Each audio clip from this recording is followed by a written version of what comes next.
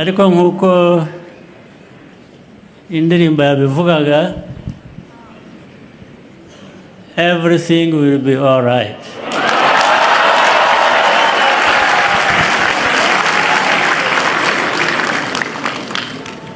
cyane umwaka tugiye kwinjiramo wa 2025. Mu mugoroba mwiza wo gusoza umwaka, Perezida Kagame yaganirije abari bitabiriye umuhango wo gusoza umwaka amagambo akomeye kandi yuje ubwenge. Atangira yifuriza abanyarwanda bose, inzego za leta n'abandi bose bamukurikiye umwaka mushya muhire.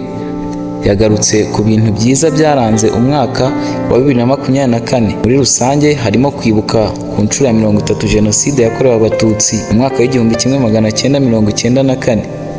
Avuga ko byagenze neza kandi akomeza kwibutsa abantu nanone amateka yo kwibohora ku nshuro ya 30, imyaka 30 u Rwanda rumaze rwibohoye. Yagarutse kandi ku matora ya Perezida wa Repubulika yabaye muri uyu mwaka wa 2024, ashimira buri wese wagize uruhare mu gutora neza, abibutsa ko byari bikwiriye kandi byari ukwikorera muri rusange, kuko iyo uhisemo neza aba ari inyungu zawe n'abawe. Yagarutse kandi ku bintu bitagenze neza byabaye imbogamizi ku gihugu n'abanyarwanda muri rusange, nk'indwara ya Marburg.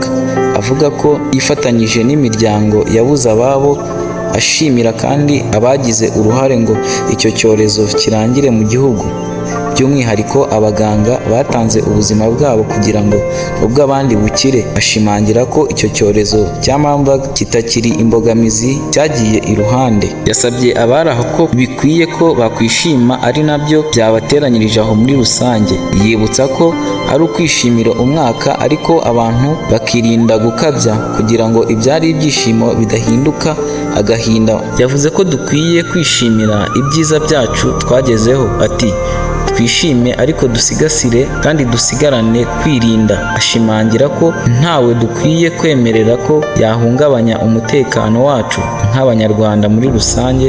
Avuga ko dufite ubushake buruta amikoro, duhora duhibibikanira kandi ko nayo uko imyaka igenda ishira nayo agenda aboneka. Yibutsa abo bahungabanya umutekano ko igihe cyabo ari gito kandi kibaze. Asoza yifuriza umwaka mushya muhire n'ibyiza ku banyarwanda bose, abo mu Rwanda n'abo mu mahanga, kandi abizeza ko byose bizagenda neza mu mwaka utaha tugiye gutangira 2025. Mbashimiye ko mugikomeje kutwumva no kudutega amatwi. Iyi ni Donos 23 TV. Mu gihe wakunze ibyo tukugezaho n'ibiganiro tugutegurira, kora subscribe, kore share, comment kugira ngo tujye tubana buri gihe, kandi twifuza ko tuzagerana ku byiza.